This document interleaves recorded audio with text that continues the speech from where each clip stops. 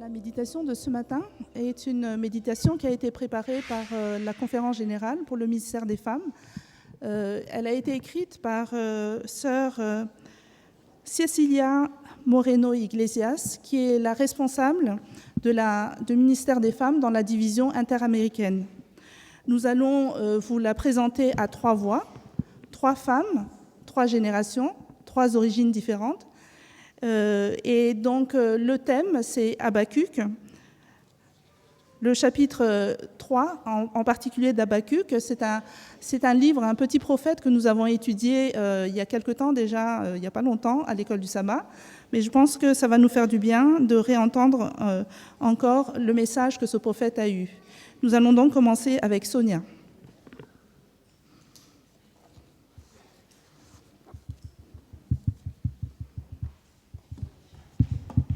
Bonjour à tous. Donc, comme l'a dit Saoli, c'est un petit prophète. Je suppose que vous connaissez tous Habakkuk. Et donc, c'est le thème d'aujourd'hui. Nous vous proposons d'étudier la prière d'Habakkuk, de ce prophète. Une prière qui est à la fois anxieuse, mais profonde. Il l'exprime à travers ces versets. Il n'y a que 3 chapitres, mais 3 chapitres qui sont intenses et d'où nous pouvons tirer énormément d'enseignements. Il a une espérance et une foi profonde. Les moments critiques qu'il a vécus, nous pouvons les mettre en parallèle avec nos temps d'aujourd'hui, une période qui est la fin des temps en réalité. Et c'est un moment où nous devons nous préparer et peut-être faire preuve un peu plus de compassion, rechercher profondément Dieu, l'inclure dans notre vie, être en communion avec lui. C'est un moment où nous devrions nous réformer totalement, réclamer les promesses de Dieu. Comme il nous l'a promis, nous devons lui demander les choses. Demandez et vous recevrez. Pourquoi ne pas faire nôtres les promesses qui sont dans la Bible, les promesses divines ?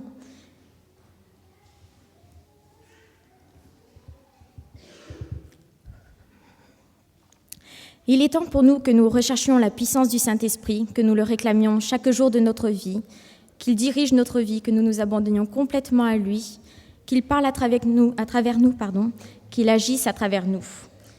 Et qu'à travers nous, nous puissions peut-être toucher d'autres personnes.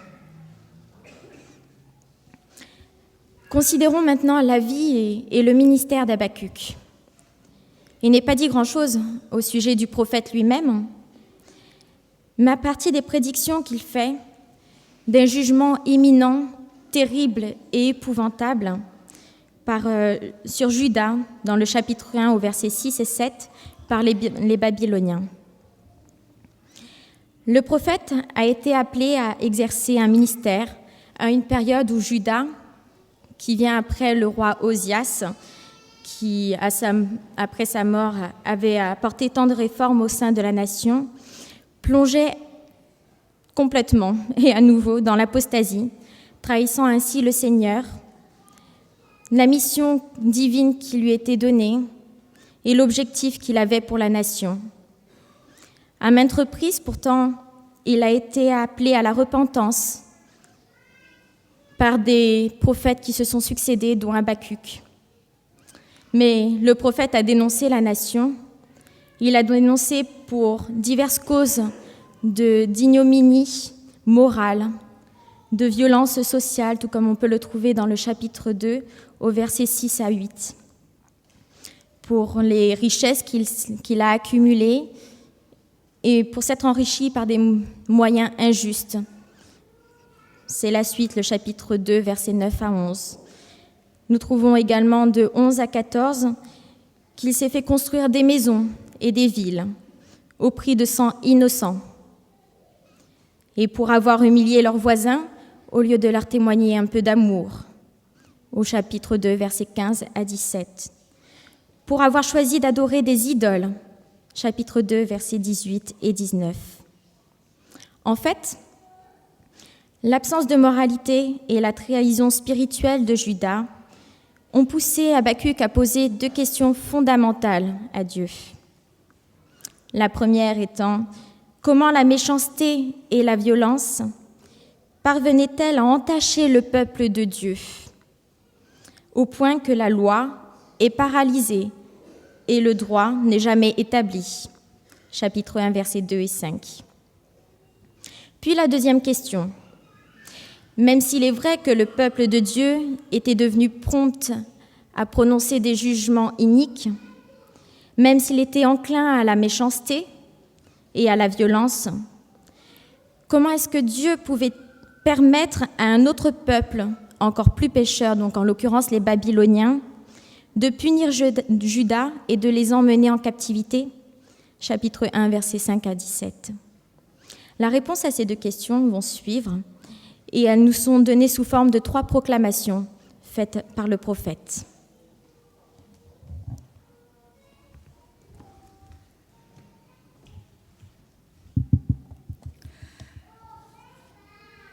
Ceci nous amène à une 3e proclamation qui est l'une des plus magnifiques prières qu'il y a dans la Bible, et c'est ce dont on va parler aujourd'hui dans Habacuc chapitre 3.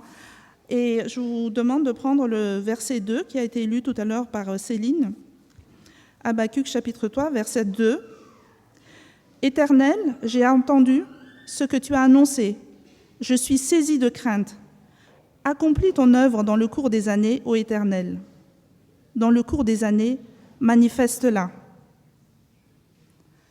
Mais quel est donc le discours que Habacuc a entendu pour qu'il puisse dire que ça l'a rempli de crainte?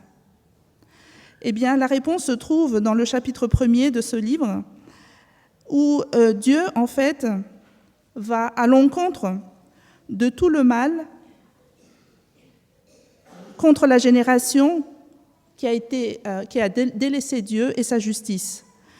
Cette génération qui a préféré de choisir le mal et la violence dans le but d'obtenir la prospérité matérielle.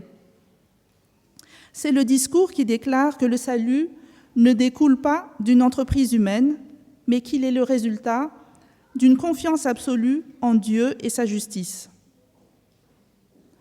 C'est le discours qui nous assure que Dieu ne peut être transformé en une image en fonte, une pierre muette, tel que dit le prophète au chapitre 2, verset 18, une création humaine inerte.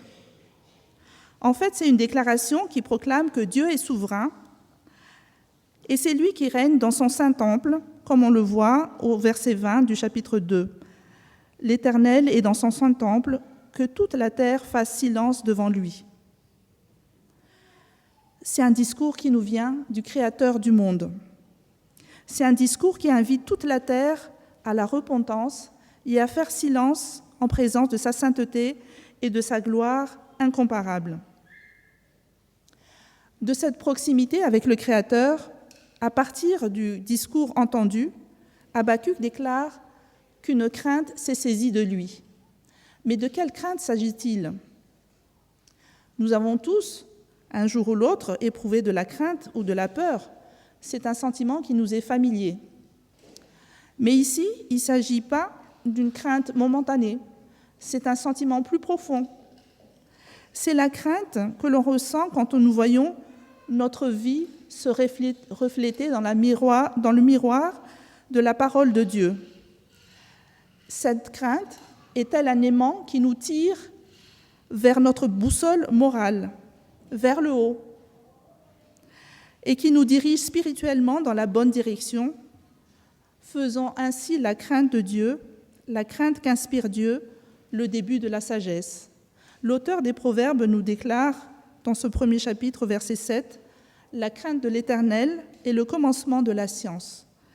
Les insensés méprisent la sagesse et l'instruction. » Cette crainte nous pousse à haïr le mal et à rechercher ainsi la justice. C'est encore dans Proverbes, chapitre 8, verset 13. Peut-être craignons-nous de ne pas atteindre le salut. C'est une crainte qui se produit dans l'âme alors que nous cheminons sur le sentier menant à la Canaan céleste et qui se manifeste quand nous sommes assaillis par le doute quant à la victoire finale. Habacuc pourrait alors reprendre les paroles du cantique très connu, De Canaan, quand verrons-nous le céleste rivage? La Canaan est-elle loin? La distance qui nous sépare de cette terre promise nous est inconnue, provoque peut-être de la peur. Par contre, nous sommes sûrs de son existence. Et ceux qui craignent le Seigneur ne devraient éprouver aucune crainte face à l'inconnu ou au moment où s'accomplira cette promesse, car nous vivons et servons par la foi. Alors que nous faisons face aux événements de la fin et que l'ennemi nous attaque de toutes parts, il est plus que temps de nous agripper à notre Dieu Tout-Puissant. Il est le Dieu du ciel et de la terre, il est notre force. C'est précisément maintenant que nous devons maintenir une communication constante, intime avec lui. Sommes-nous prêts à affronter les coups de l'ennemi? Avons-nous une foi capable de surmonter les temps d'épreuve qui nous guettent? L'apôtre Paul nous dit aux Romains, « Si Dieu est pour nous, qui sera contre nous ?» Alors, le prophète Habacuc dit « Accomplis ton œuvre ». C'est comme une garantie, une certitude que Dieu nous conduira. Habacuc plaide avec Dieu « Accomplis ton œuvre dans le cours des années ». Cette expression « dans le cours des années » laisse entendre qu'Habacuc savait que ça allait prendre du temps, des années. C'est certainement facile d'être zélé de façon périodique pour un chrétien quand il y a une semaine de réveil ou quand on a entendu un sermon percutant. Mais c'est certainement plus difficile de s'accrocher à Jésus jour après jour quand il y a la monotonie de la vie quotidienne, quand il y a peut-être les ressources qui font défaut ou quand nous devons faire face aux difficultés. Alors, Habacuc prie pour que le Seigneur maintienne un esprit de réveil en chaque cœur et au sein de la communauté dans son ensemble, aussi longtemps que le monde durera jusque dans l'éternité, quand Dieu établira son royaume pour toujours. Mais cette expérience de réveil est une connexion continuelle et joyeuse avec Dieu, jour après jour. C'est encore l'apôtre Paul qui dit « Voici le temps favorable, voici maintenant le jour du salut. Ni ce qui a été accompli aujourd'hui, ou de ce qu'on anticipe pour le lendemain, ne feront l'affaire. » C'est la raison pour laquelle le réveil est essentiel pour notre expérience spirituelle d'aujourd'hui. Le mot « accompli » vient du grec, du mot hébreu « shaya » qui veut dire « vivre », ranimer, se soucier de, revenir à ou récupérer. Quel message veut transmettre Habacuc à travers cette prière « Accomplis ton œuvre dans le cours des années ». Pour commencer, un réveil au sein du peuple ne peut se faire grâce à un quelconque effort humain. La personne la plus intelligente, le prédicateur le plus éloquent ou les efforts les plus sublimes, les plus nobles, ne peut conduire à Dieu, ne peut produire un réveil. C'est l'œuvre de Dieu lui-même, c'est l'œuvre de l'Esprit qui se manifeste parmi eux pour diriger nos pas vers lui. Le réveil prend donc sa racine en Dieu, en sa parole, en son esprit, sa mission de rédemption et sa grâce. Sans lui et sans sa parole, il ne peut pas avoir de réveil. Seigneur, accomplis ton œuvre en nous. Le prophète est presque en train de supplier Dieu d'intervenir. Sans l'initiative divine, il ne peut avoir un réveil. Nous serions complètement impuissants. Mais que devrait accomplir Dieu en nous? Le prophète Habacuc nous invite et nous dit en fait 3 conditions du réveil. La première condition, c'est reconnaître que Dieu est saint. Ensuite, reconnaître que Dieu est créateur. Et enfin, reconnaître que Dieu est digne de notre adoration. Reconnaître que Dieu est saint, c'est le premier acte. que l'on voit au chapitre 3, versets 3 et 4.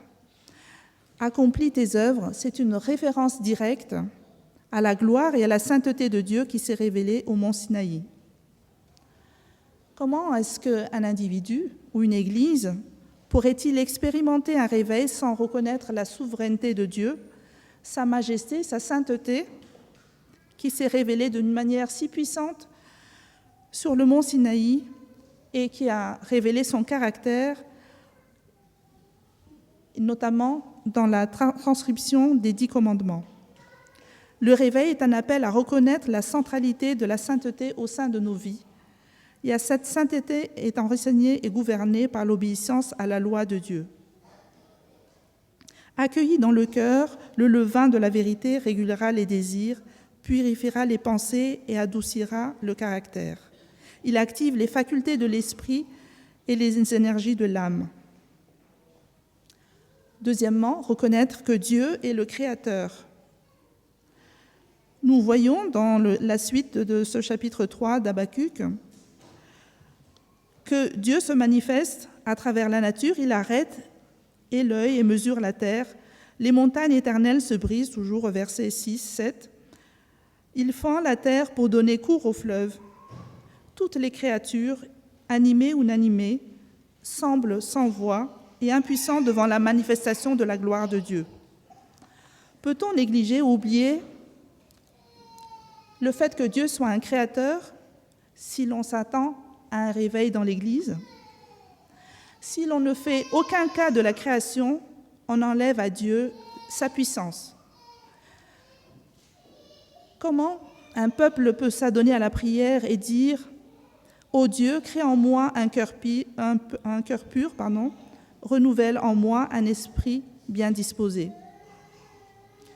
Dieu est le créateur de l'univers et il crée aussi continuellement en nous. Il nous régénère, il nous renouvelle. Pour qu'il y ait lieu un réveil, il est donc indispensable de reconnaître les capacités créatrices de Dieu. Enfin, reconnaître que Dieu est digne de notre adoration. Un réveil prend sa source dans le fait de reconnaître que Dieu est dans le Saint-Temple, que toute la terre fasse silence devant lui. Nous l'avons lu dans Habakkuk chapitre 2, verset 20. Cela revient à dire que Dieu est digne de toute adoration et nous qui sommes sur la terre, nous sommes appelés à répondre à cet appel d'adoration. Ce n'est qu'à cette condition que Dieu accomplira son œuvre de réveil en nous. L'adoration requiert que nous soyons des enfants rachetés. L'adoration requiert que nous soyons ses gestionnaires. L'adoration s'attend à ce que nous soyons ses témoins. L'adoration requiert que nous attendions avec foi pour être témoins de la venue du roi, Jésus-Christ.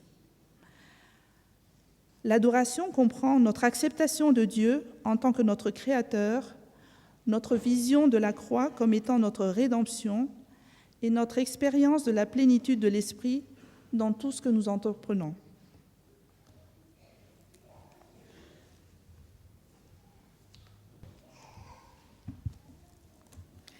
Frères et sœurs, bonjour. Pour continuer la prière d'Habakkuk, j'ai retenu le verset 2, c'est-à-dire le chapitre 3, verset 2 d'Habakkuk. Éternel, j'ai entendu ce que tu as annoncé. J'ai de la crainte, Éternel, devant ton œuvre. Accomplis-la dans les cours des années. Dans le cours des années, fais-la connaître. Habakkuk manifestait une certaine crainte, mais il était sûr aussi de l'amour de Dieu. Mais Dieu aussi a promis un réveil et réforme au sein de l'Église au dernier jour. Et là, nous pouvons le lire en Joël, chapitre 2, verset 28. Il est dit « Après cela, je répandrai mon esprit sur toute chair. Vos fils et vos filles prophétiseront. Vos vieillards auront des songes. et vos jeunes gens des visions. Cette promesse s'est réalisée à la Pentecôte, lançant ainsi l'Église de Dieu semblable à un mouvement qui devait balayer toute la terre. Mais cette promesse est aussi valable pour nos jours.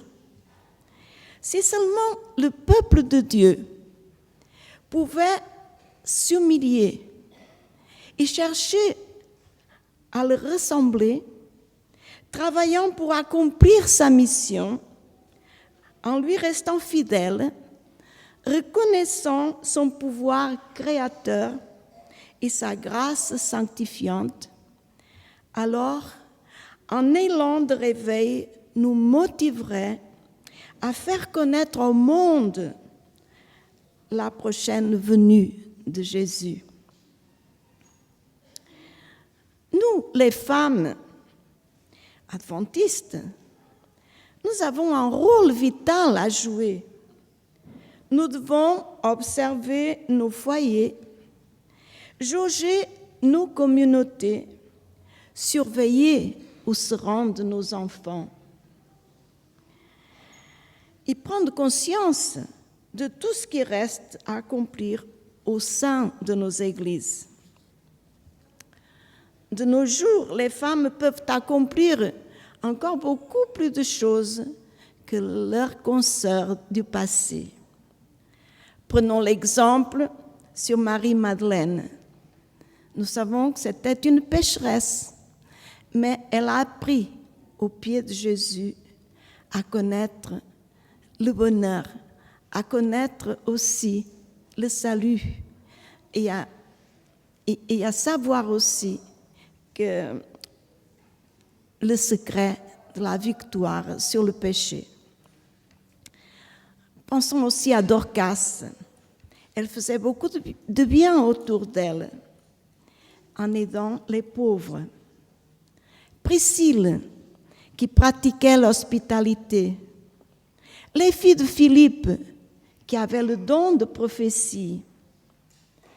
Anne, que même très âgée, servait Dieu à travers le jeûne et la prière. Ellen White, que dans ses écrits s'est toujours fondée sur la parole de Dieu. Et tant d'autres. Nous, les femmes du temps de la fin, nous avons plus que besoin de remplacer toutes ces femmes afin qu'un grand réveil et un retour à la parole de Dieu et à la prière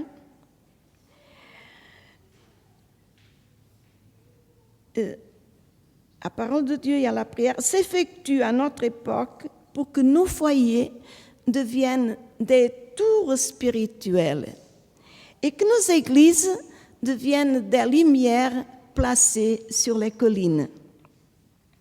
Pour cela, nous devons prier l'Esprit Saint pour qu'il nous accorde un esprit missionnaire, pour annoncer l'amour du Christ à ceux qui nous entourent.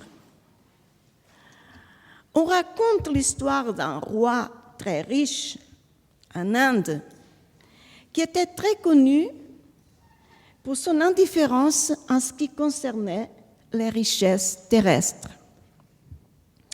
Il était également respecté pour être un homme très religieux.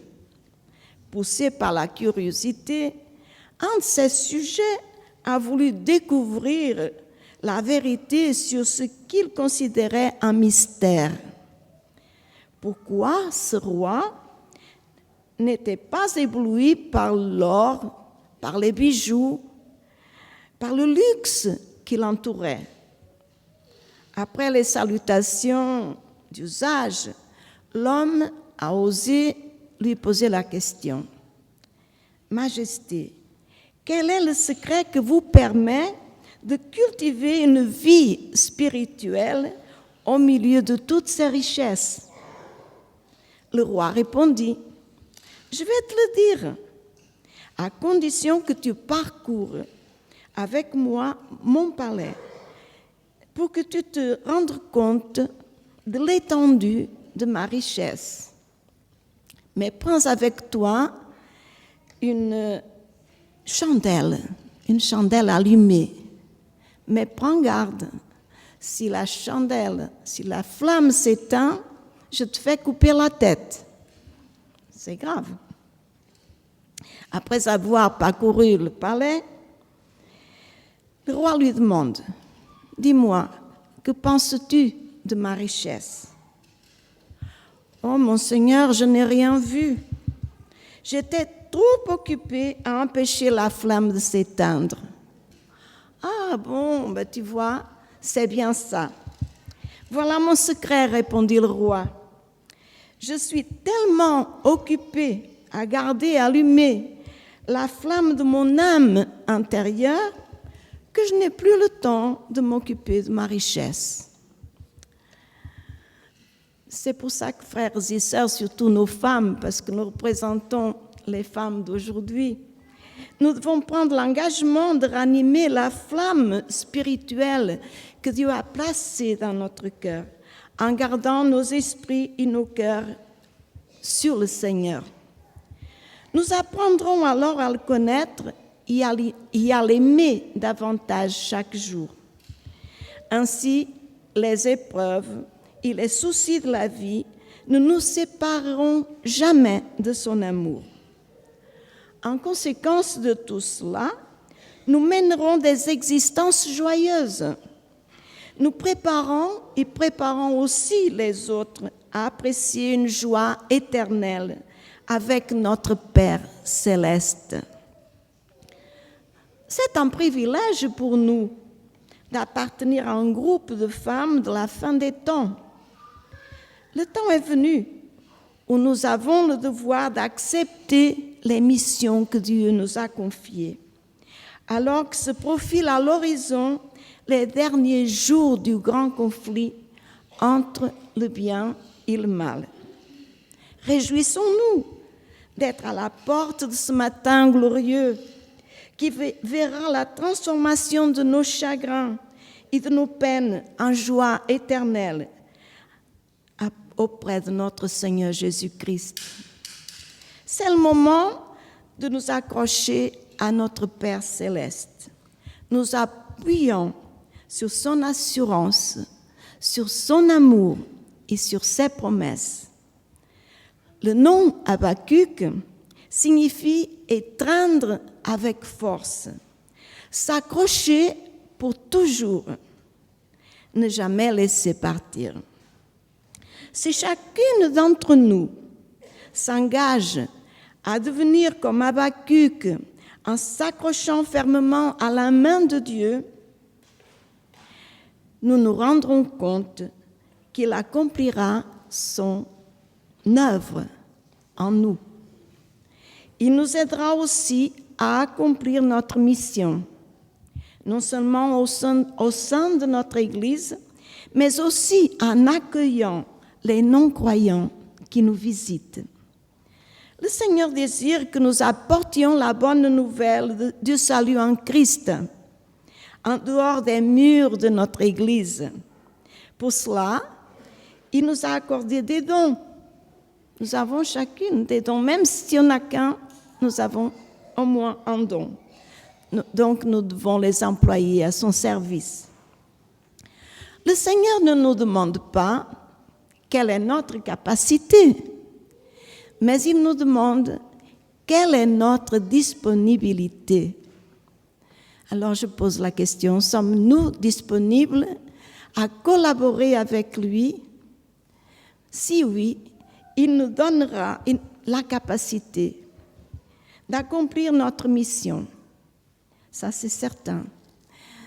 Que Dieu nous aide, qu'il aide chaque femme, chaque jeune fille, chaque jeune garçon, chaque homme, chaque enfant, chaque personne âgée, à lui être fidèle et à mettre à son service les talents qu'il nous a donnés. C'est ma prière.